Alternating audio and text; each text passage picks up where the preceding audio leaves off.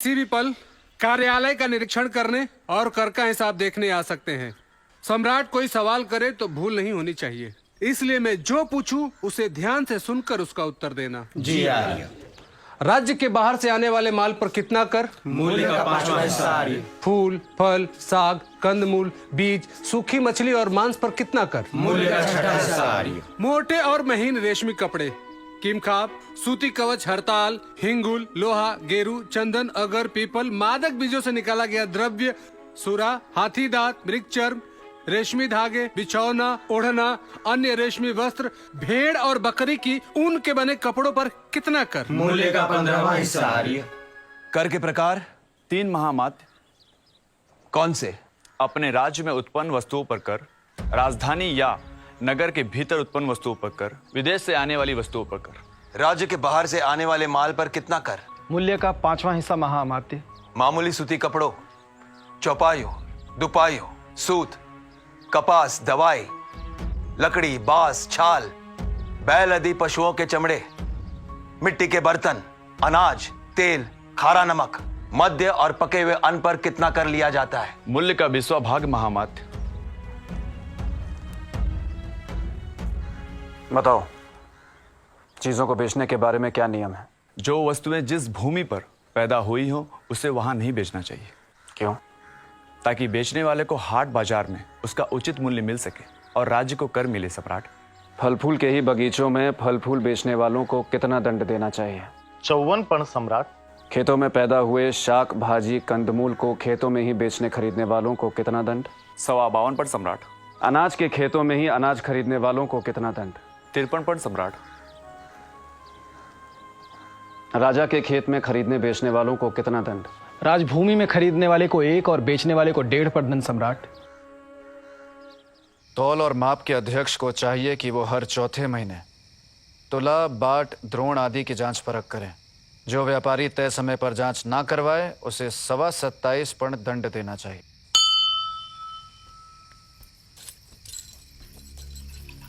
देवी, आपके आचार्य विष्णुगुप्त ने राजा के लिए पत्नी से सुरक्षा के भी कुछ नियम बनाए होंगे। हाँ।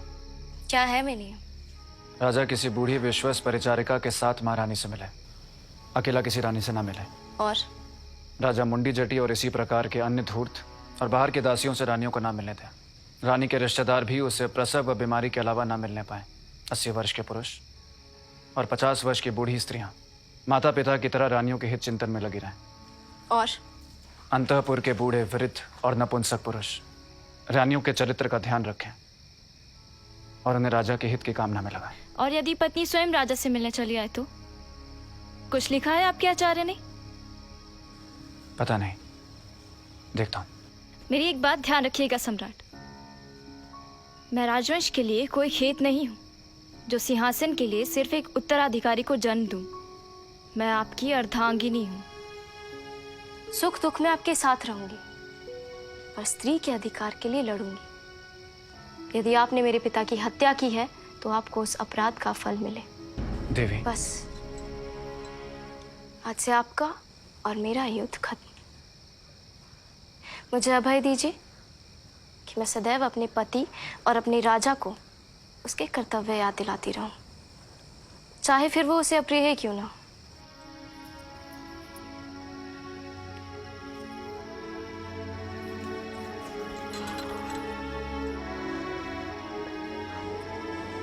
अभेद्य दुर्धरा। मनु से लेकर कौटिल्य तक के ज्ञान प्रवाह का यह कोश है सम्राट। न इसके पहले इस जैसा कोई ग्रंथ लिखा गया और इसके बाद इस जैसा कोई ग्रंथ लिखा जाएगा, इसमें मुझे संदेह है। भारत के राजनीति के ऋषियों के चिंतन का सार है यह, और जब तक अर्थशास्त्र भारत के जीवन में रहेगा, या हर राजा, हर शासक, हर मंत्री, हर लोक सेवक को याद दिलाता रहेगा कि वह प्रजा के वेतन भोगी सेवक से बढ़कर कुछ नहीं है। जब तक यह ग्रंथ भारत की स्मृति में रहेगा, यह शासनकर्ताओं को स्मरण कराता रहेगा कि भारत एक राष्ट्र है और इस महान राष्ट्र के एक शिक्षक में भी इतना सामर्थ्य है कि वह नंद वंश जैसे पर्वत को भी जड़ सहित उखाड़ कर फेंक सकता है। इसलिए मैं उस आचार्य विष्णुगुप्त कौटिल्य और सभी महान आचार्यों को स्मरण कर अर्थशास्त्र की यह प्रति आपको समर्पित करता हूं। सभी शिक्षकों को प्रणाम।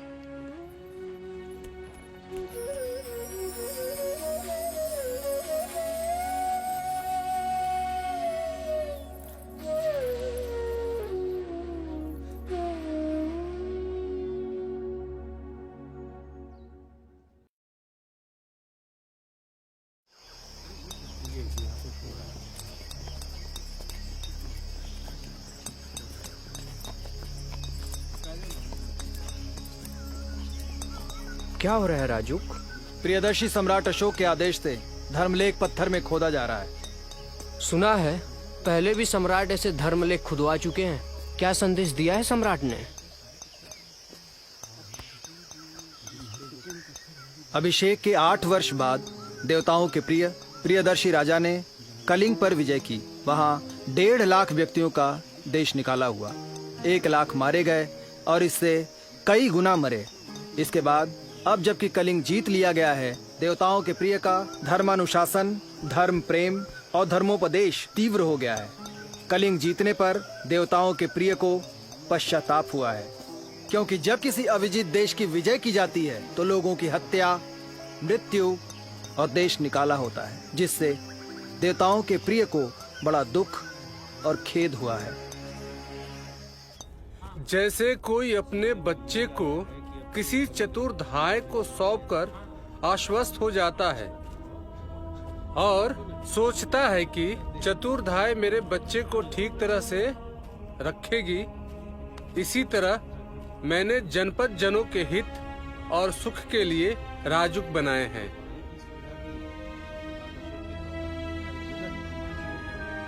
जिन्होंने पाषाण शिलाओं और स्तंभों में अपने धर्मलेख खुदवाकर प्रजा का सदैव प्रिय किया, ऐसे देवताओं के प्रिय, देवानाम प्रिय, सभी में सिर्फ अच्छा ही देखने वाले हमारे प्रियदर्शी धर्मराजा अशोक ने महानिर्वाण प्राप्त कर लिया।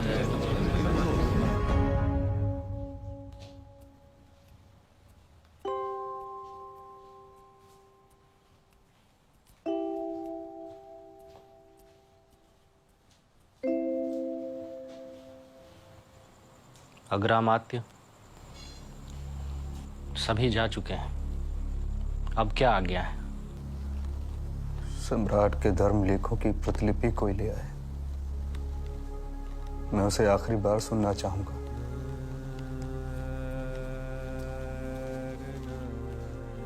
सम्राट तो आपके बचपन के मित्र थे। हम लोग साथ साथ मिट्टी में खेले, साथ साथ बड़े हुए, पर उसने मेरे साथ धोखा किया, मुझसे पहले चला गया। मैंने उसे बढ़ते देखा, मैंने उसे बदलते देखा। कोई मुझे पूछे कि क्या मनुष्य बदल सकता है, तो मैं अपने मित्र की ओर उंगली उठाकर कहूंगा, ये देखो अशोक, एक मनुष्य को मैंने देवता बनते देखा। जिस महान सम्राट की कल्पना आचार्य विष्णुगुप्त कौटिल्य ने की, उसे भारत ने सम्राट अशोक में साकार होते देखा है। अग्रमात्य,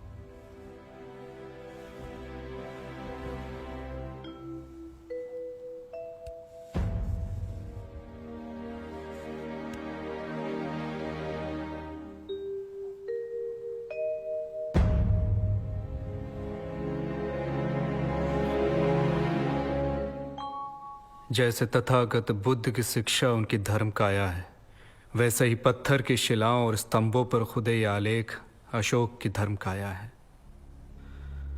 अशोक को जानना है तो उसे कहानियों में नहीं, इन धर्म आलेखों में ढूंढो। मनुष्य जो रचता है उसी में कहीं न कहीं वो बसता है।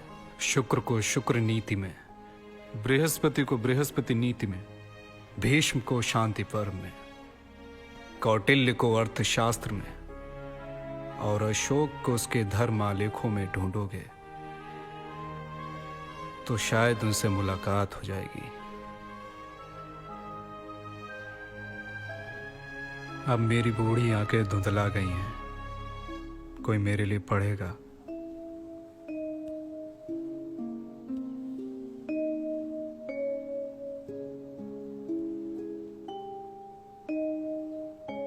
स्वर्णगिरी से आर्यपुत्र और महामात्रों की ओर से इसला के महामात्रों को आरोग्य की कामना करना और फिर कहना, परिव्राजिका वृत्ति कामा दरिद्रा विधवा प्रगलभा ब्राह्मण्य अंतःपुरे कृत सत्कारा महामात्र कुलानि अधिगच्छेत।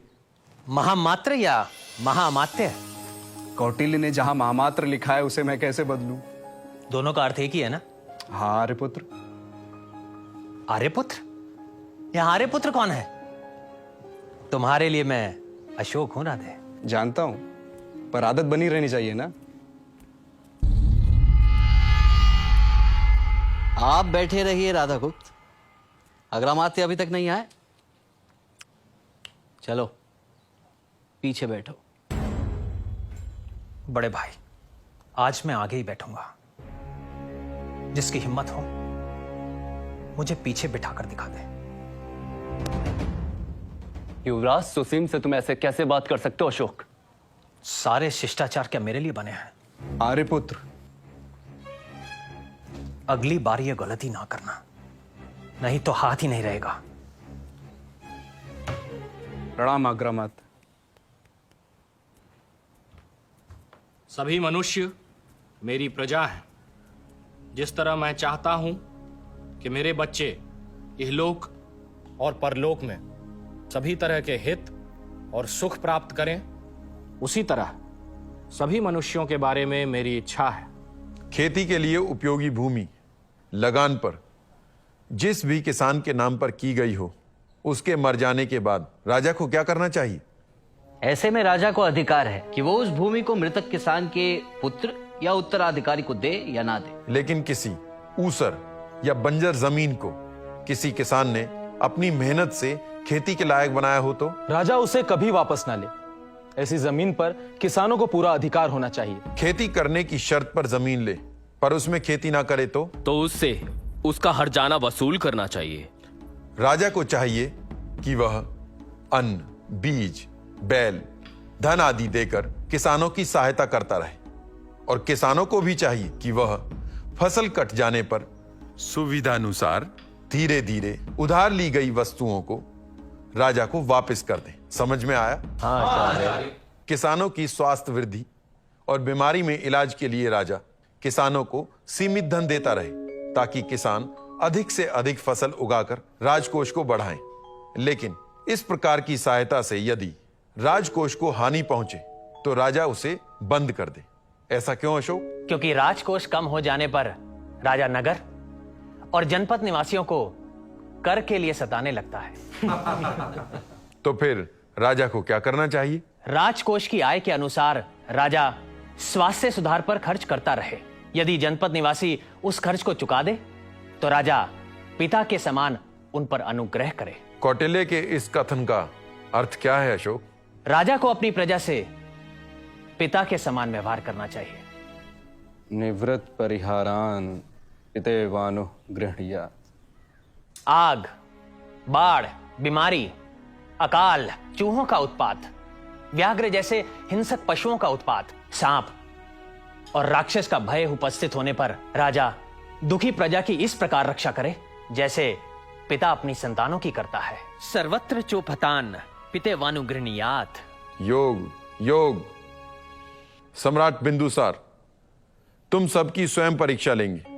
तुम में से नए राष्ट्रपालों का चुनाव होगा, इसलिए राधागुप्त की सहायता से अर्थशास्त्र और नीति शास्त्रों का अध्ययन करो। अन्य आचार्य और उपाध्याय तो हैं ही। राजा अपनी प्रजा से पिता